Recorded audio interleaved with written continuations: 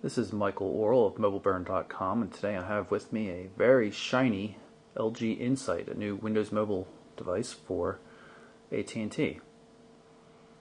See, it has a very basic slab form factor. It's a resistive touchscreen display here. It's a 240 by 400 pixel resolution. Few controls, just the combination end call and power button here and the send button here. Volume on the left, a micro USB connector for data and charging on the left side. On the right we have a spring-loaded three-way scrolling device, a micro SD memory card slot, dedicated lock button, and a dedicated shutter button.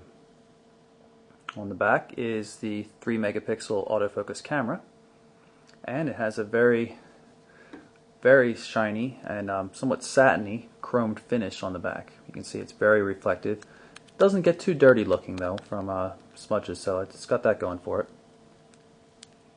Nothing on the bottom except chrome.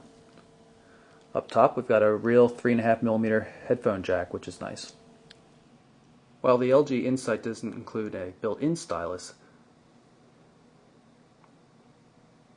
While the LG Incite has no built-in stylus or stylus silo or anything like that, LG includes a little attachable stylus on the outside. It attaches to a loop here on the left edge. It's telescopic, it's reasonable in use. It's just not particularly practical to have one of these things dangling around. Samsung uses the same kind of thing for the Omnia, but in the Omnia's defense, the Omnia is quite easy to navigate with a finger. The screen's larger, it's easier to grab on-screen controls, the fonts used are larger.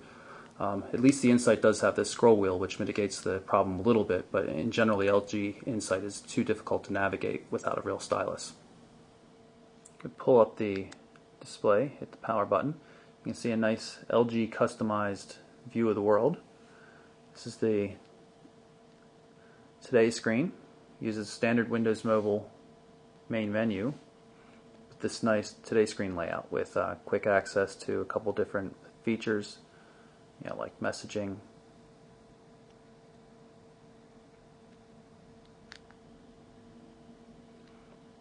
You can see your unread messages here. You can turn Wi-Fi on and off.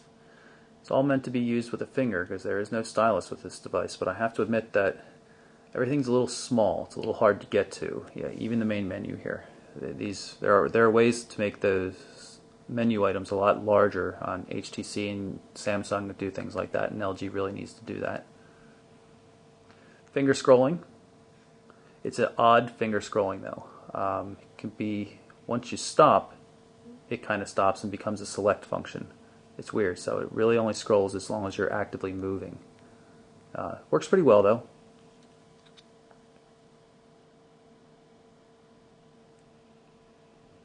You can see we're getting weather from our local area. You can turn off and on those informational pieces down there. Go back to the main menu, Programs menu. You can see the applications that are there. It uses NetFront for a browser as opposed to Opera.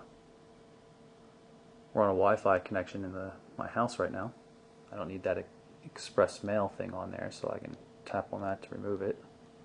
Or I can try to. The continuing theme here, everything is too small. It is really difficult to use this. I don't like using a stylus, but this is a device that really seems to need a stylus.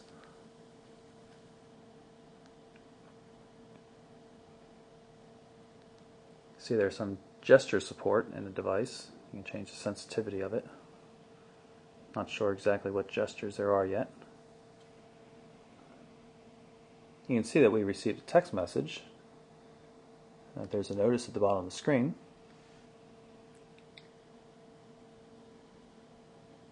You can see we're using a 20-key keyboard here. This is another reply. Now you have to use the function key in order to get to the period, which is kind of annoying. Then the message is sent out.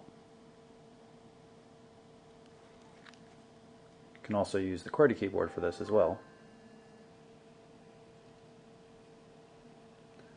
Annoyingly, you kind of have to tap on the keyboard control to get it to come up. Still has the previous word selected. I have to delete that out. It's a little slow.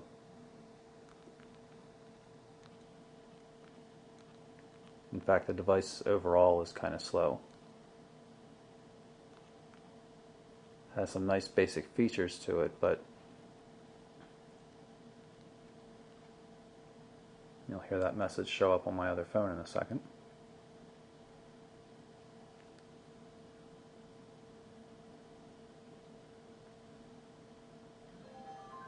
And there it is.